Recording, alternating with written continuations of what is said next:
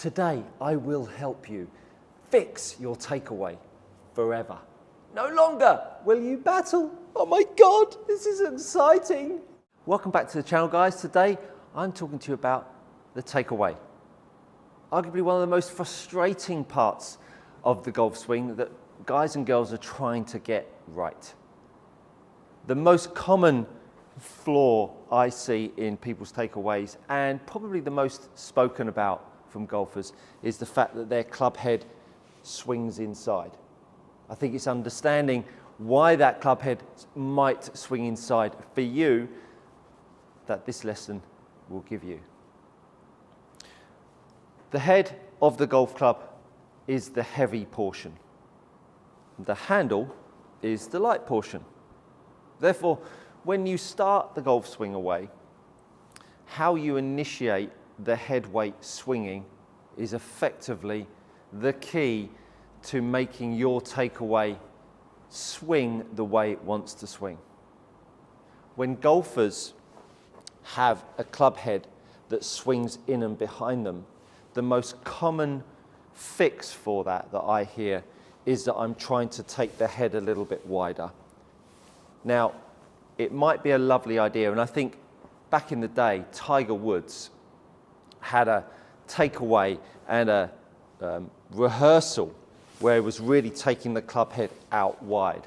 I'm not saying he had it wrong by any means, but I think that influenced a lot of guys and girls to make that same drill. Understand the arm track from address must, and when I mean arm track, I mean the handle, must move from the start point. An arc must move. That's probably too harsh a sweeping statement, because there are people that don't make the handle move that way, but biomechanically and understanding what we do in a golf swing, the handle must move inside to back inside to make the club head arc inside to inside as well. Therefore, if you're trying to make the handle stop the club head swinging inside by pushing the handle over there, you're actually creating a further flaw. Now you'll have a body that's rotating and a handle that's trying to push away. Now you've got two directions of motion that are opposing each other. A body that's trying to move around and a handle that's trying to move out in an effort to make the club head look better. If you then think about when I push the handle to the left, look how the head goes to the right. When I lift the handle up, the head goes down. When I push the handle down, the head goes up. Therefore, whatever you do with the handle will create an opposite reaction with the head, which is why this game is so blinking confusing. When we take the golf club away, the handle working in and around us, the shoulder, the handle working together, moving in and around us would scare most people, because they would feel that that would create even more inside. But understand, the even more inside with the head is not a problem for the arm or problem coming from the arm or the shoulder track. It's actually coming from what your handle, the grip, and the pressures through the handle are doing. The influences on making this club head swing inappropriately in your takeaway. The first one, and the top of the pile, is a grip. I'm going to set my golf grip super strong, like ridiculous. Now, as I swing the golf club back, my forearms, because of how much my hands are moving and rotated around to the right of the club, my forearms will want to rotate to the left. And if my forearms want to rotate to the left, can you see how it starts to hood and close that club face? If I now change my grip and I make it weaker, so my forearms are now round to the left, now my forearms will want to rotate to the right.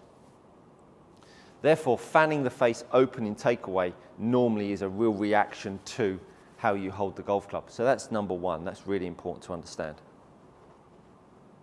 How you orientate the handle, whether the handle goes out or in, will either make the club head in conjunction with your hold, will either make your club head want to swing in, or either make your handle want to swing, the club head swing out.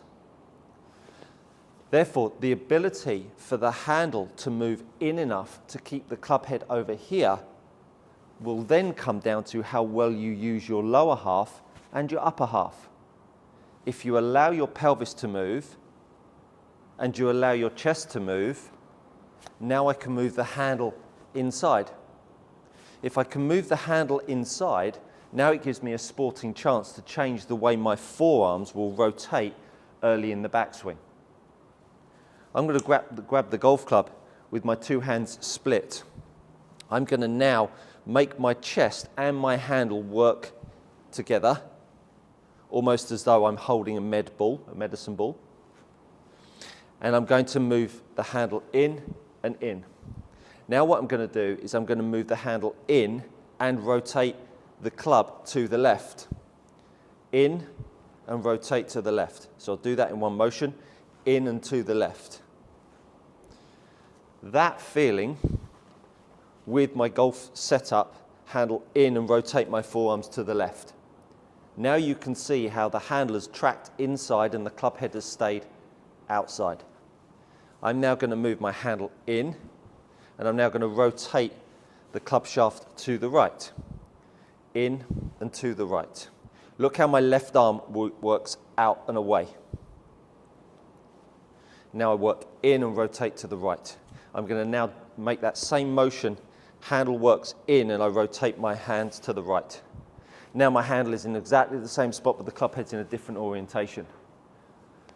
So the handle track that will be working with or against how much you use your pelvis or your chest in the early phase in your golf swing will enable the handle to actually move back in. Depending on the grip and how the forearms then rotate will then affect whether the face looks down to the floor or up to the sky.